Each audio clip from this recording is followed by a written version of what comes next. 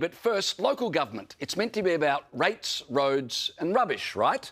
Well, not if you're a Melbourne City Councillor. No, their minds are occupied by much weightier topics. Instead of focusing on the things they're elected to do, they're attending a conference to move a motion on the support of the UN Treaty on the Prohibition of Nuclear Weapons. And this is important, they say, because if there's a nuclear war, it's the Melbourne City Council who'll have to handle debris cleanup.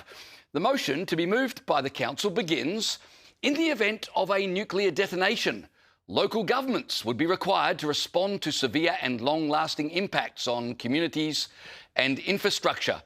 The motion explicitly lists the fallout of a nuclear detonation on debris management, waste disposal, emergency shelter, public health measures, loss of essential services and workforce well-being. Caleb and Frau, I sure hope the Iranians and the North Koreans pay attention to this very important motion, because a nuclear blast really would be terribly inconvenient for the city of Melbourne. I think if there really were a nuclear war, what local councils are having to deal with would probably be one of the least of our concerns. I think maybe the preservation of human life would come a bit higher than worrying about poor old Melbourne Council and their debris cleanup. I don't think there would be a council left in the event of nuclear war to do the cleaning up. So maybe they should have a think about that. But the fact that they're spending $3,600 per head to send councillors to Canberra is just ridiculous. But it also raises this broader question of, why do we need so many layers of government in this country? Federal government, state government, local council.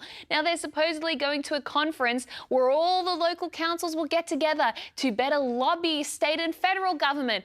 Come on, enough of the lobbying, enough of the endless layers of government and pointless motions like this one. I mean, Freya, clearly you have not been reading the history books and watching the documentaries about when we dropped the A-bomb on Japan, because at the top of the list in all of the records is how the councils had to deal with the fallout. I mean, honestly, no one cares what councils think on these matters, except for councillors themselves, who, you know, a lot of these people wish they were in real politics, and so they end up in local government, and then they have to talk about the sort of things they would talk about if they were in real politics, because it kind of makes them feel important. There are signs up around the Inner West Council in Sydney, part of which was formerly the Leichhardt Council before it was amalgamated, and they've got them all up. There used to be one near where I used to live in Lilyfield in the inner west of Sydney on the City West Link.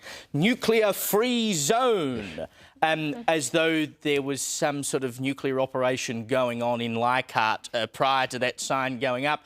I don't think there was. Now, to be honest, I don't have an issue with sending a person to the Australian Local Government Association conference. There'll be someone there from every council. They don't need to send 3 people, which is what they did last year. Surely one would suffice.